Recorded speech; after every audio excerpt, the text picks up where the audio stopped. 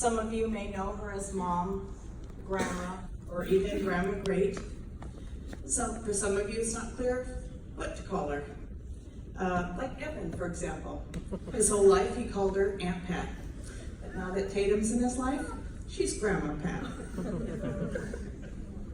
Aunt Pat came from a large family, as he said. There was, including her, there was 11 other brothers and sisters.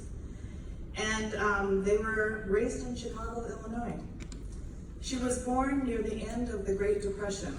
I'm a history buff, so I always thought that was real significant, especially when I think about my mom and my Aunt Pat and the whole Bell family. Those were tough times.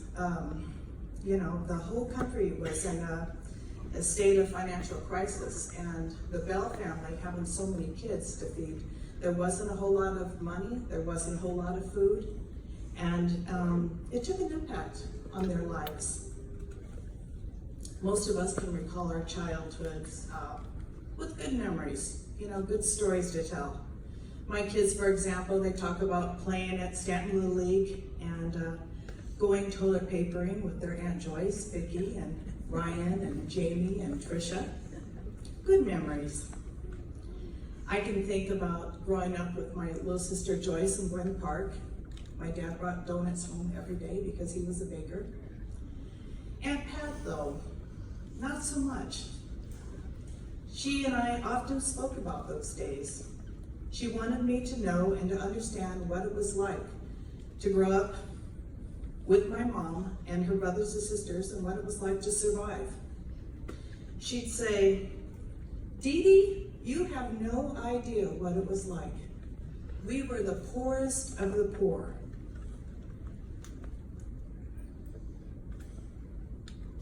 She had vivid memories of being hungry, having shame and embarrassment, not things that we think about when we think about our childhood. Her stories were unbelievable, like something you'd read about in a book. Why is this important? I think it paints a picture of her life's foundation. What helped her form her personality, her values, her sense of trust in people, her fears, and ultimately the dreams for her future. Hard times can make or break you. Technology here. She told me that it was during those hard times when she was a little girl that she would pray to God. I believe that God, in His grace, gave her resilience. It was during those days she became a tough cookie. Webster defines a tough cookie as a person who is physically and emotionally strong, a person who has a strong and determined character. That was my Aunt Pat. Nothing was going to shut down who she was or hinder her dreams. Whatever challenges she would face, she would survive, and that was crystal clear. In the early 50s, my mom and dad relocated to Southern California, where my sister Joyce and I were born. But every summer we would vacation in Beloit, Wisconsin. We drove there every summer. Some of my most fondest memories of those times were around Aunt Pat, my Uncle Aaron, and all my cousins. We had so much fun. We caught fireflies, we marched downtown. We were young, but we still went downtown. We hung out at the Majestic Movie Theater, and we also went to Alice Snack Shop. We especially loved going to Ironworks. Ironworks was a little park on the side of Rock River where everyone went swimming. In fact, a lot of us learned to swim at Ironworks. So I recall my Aunt Pat living in a big 2-story house on 8th Street in Beloit. She and my Uncle Jerry raised 6 kids there. It was quite the household. She had a thing about cleaning house too. I remember she would stand in her living room with a broom like a lieutenant, dishing out chores to her kids. She would say, "Penny, you do the dishes. Joy, you make the beds. Peggy," it was Teresa, but we called her Peggy back in the day. "Peggy, you take the trash out. And Patty," well, Patty was second in command, so she was the supervisor. This was not soft-spoken mom giving out chores. This was Aunt Pat, who had choice words with lots of punctuation. After the cleaning was done, Aunt Pat would pile us into her sedan, and we'd all go off to Ironworks to have a great day swimming. And these were before seat belts and car seats. I had to sit in the back seat with Peggy on my lap. Some kids had 2 kids piled on their laps, and we grumbled and complained how uncomfortable we were as we cruised along Riverside Drive. Can you imagine, in all that chaos with all those kids, in the sticky Midwestern humidity? I'm sure she had us tuned out with the Patsy Cline tunes. One summer, I recall Aunt Pat babysitting us. Once again, the daily chores were getting ready to begin. As she was dishing out the chores, one of the kids said, "Hey, wait a minute. Joyce and Dee Dee need to do chores too." Joyce and I stood frozen. The moment had come. I stepped back trying to figure out what kind of excuse I was going to give. Aunt Pat stared at me and said, "If you want to go to that river, you get that broom and start sweeping." She had that look. She was not joking. I nervously laughed and said, in California, where I come from, we don't do chores.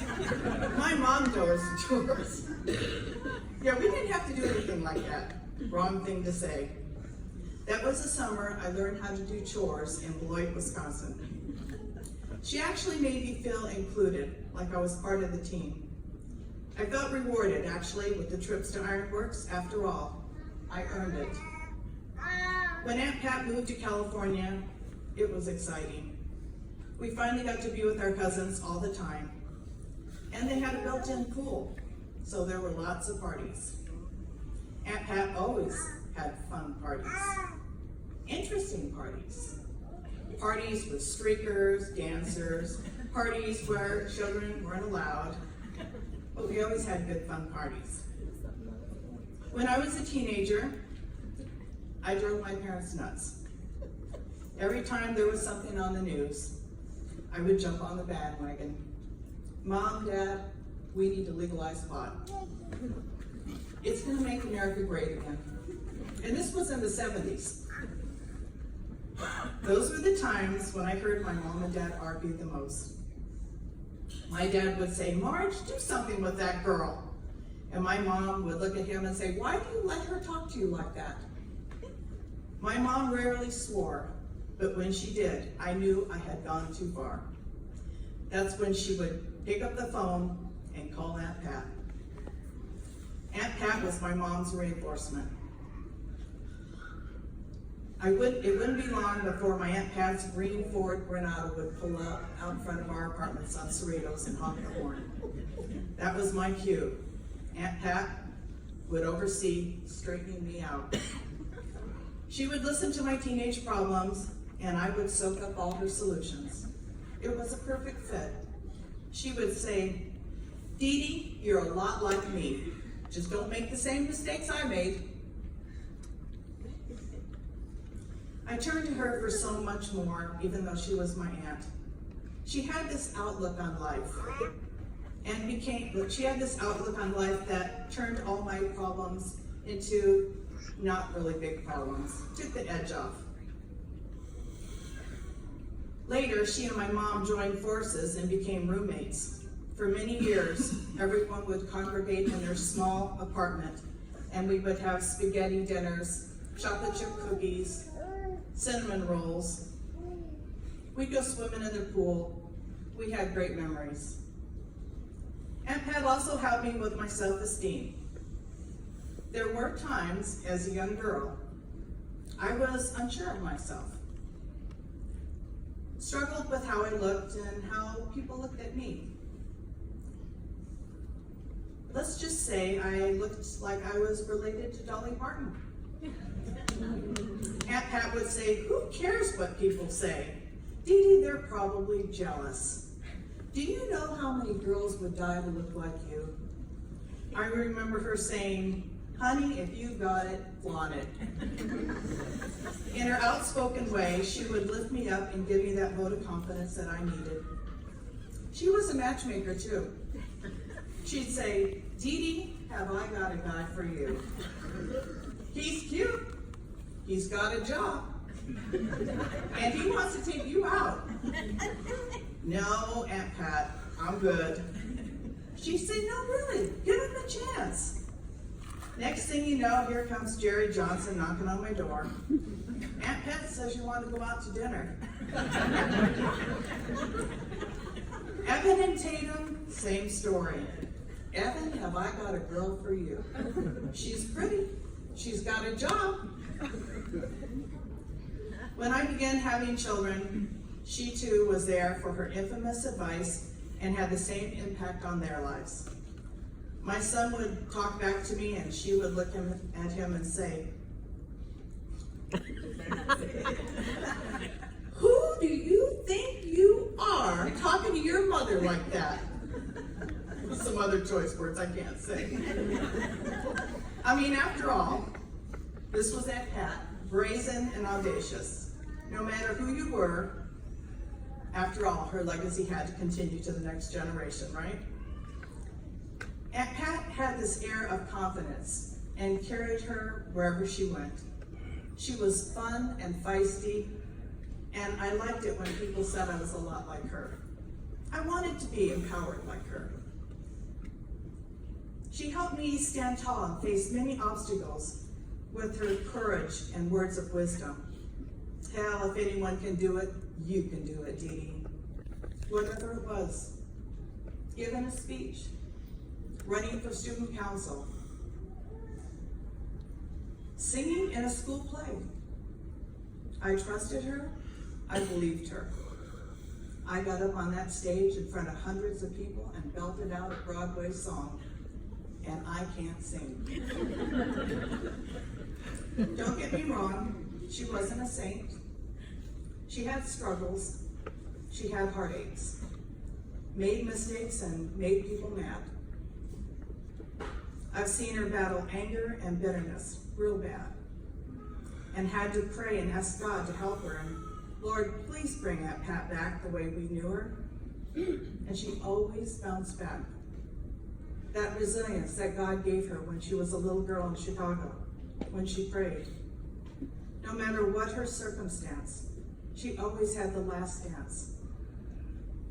So as you can see, my Aunt Pat had a huge impact on my life. Taught me about house cleaning, about being a part of a team, taught me how to stand tall, regardless of how I felt inside. Jerry and I are happily married, and Tatum and Evan are a family of 4 now. My kids have learned to love and respect her, as I'm sure yours did too. It was who she was.